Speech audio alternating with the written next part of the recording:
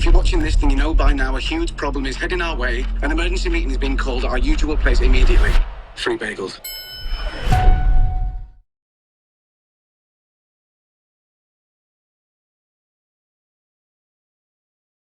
I love history, and especially with all the stuff that's going on with the possibilities. Like when you're reading it as a kid, like who built these things? Like who's responsible for, you know, building these pyramids, which is still kind of unanswered till this date. And I think Roland and his team have an appetite for filling in the blanks, and especially about the unknown and about possible answers.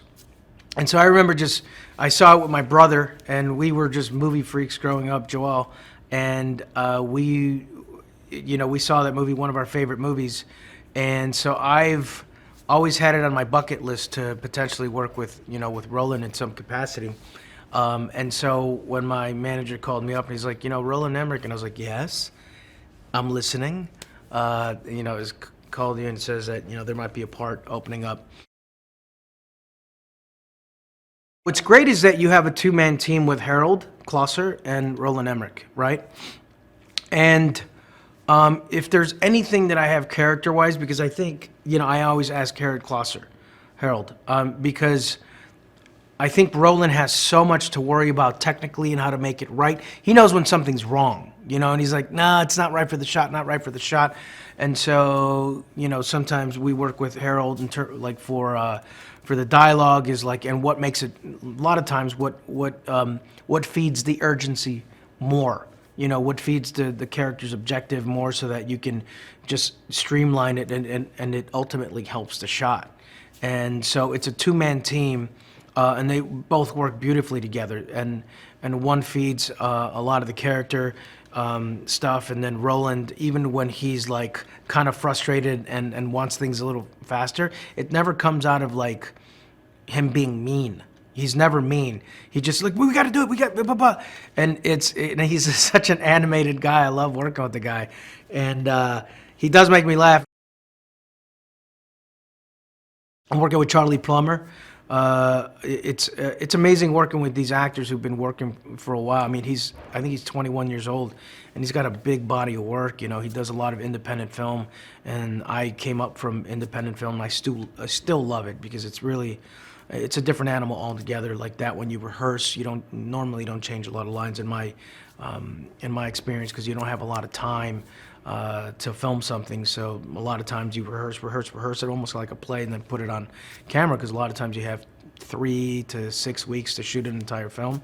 And he's been doing a lot of it, and it's funny because some of my friends that I grew up with, acting-wise, that are actors, have played his dad. And I was like, wow, now I'm playing his dad. I never even realized until right now.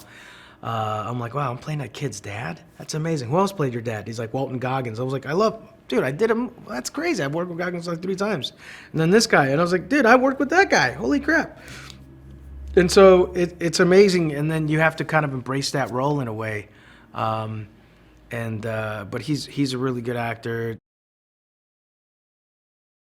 When I looked at the arc, and I was studying what this man's journey and where he begins, and I thought, wow, I think in order for this to pay off at the end, it really has to be kind of a more passionate person.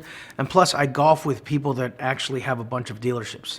It just so happens that I'm friends with a couple guys that's what they do. They sell cars, and not just salesmen, but owners of a bunch of dealerships. And they, in my mind, when I say, it's like, hey, Mike, what's going on? And they're on the sell. You know what I mean? In order for you to be successful in that, in like as a car dealer, all they think about is cars and selling, and they have an appreciation for that kind of thing. And I thought, well, I mean, I always love imitating, or at least embodying somebody's spirit and soul. And it also scares the crap out of me when I have to do somebody that's more impassioned than I am.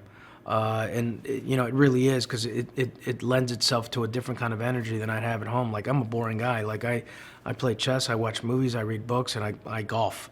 It's not, it's not your typical, like, you know, I don't know. To me, it's like other people consider it boring. I watch chess videos for fun, and I'm really into it. Tom is not that guy. I always loved doing my own stunts. I recently just started working out a bunch because I was, you know, like during COVID, I was just golfing and stuff and sitting on my butt. And then when I would go golfing, I was like, wow, my legs are too sore. And I love that stuff. I don't know why. I'm like, it really puts you in the moment. There's nothing like a certain behavior and running over stuff, and it takes more of the pretend out of it when you're actually trying to go for something, and it's just a lot of fun. Like in drama, it's riddled with a bunch of behaviors and idiosyncrasies that you gather and try to absorb and then demonstrate.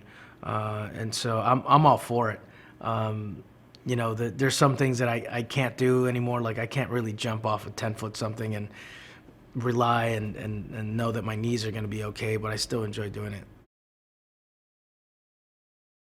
The CGI, and because now I have, I mean, I just admire it more. I mean, my admiration has gone way up, and so you see a lot of the green screen and blue screen, and with the practical stunts that go on, and you kind of don't know what to expect, and you know, just like Midway, for instance, like it looks amazing. I wonder what was green screen in that. You know, because there was people moving or whatnot. I wonder if that's how they shot it. So that's what's kind of cool. You get surprised, and I'm sure it's going to look great. You know, I'm sure he's going to. And you study, you know, as an actor, you like I said before, you want to dance with the camera. You want to make it a movement, and you want to be. This is one of the only times where you can actually be conscious of what you know, some of the camera moves. And I'm just very curious to see what the end result is going to be, and I'm sure that people that know his movies will be as well.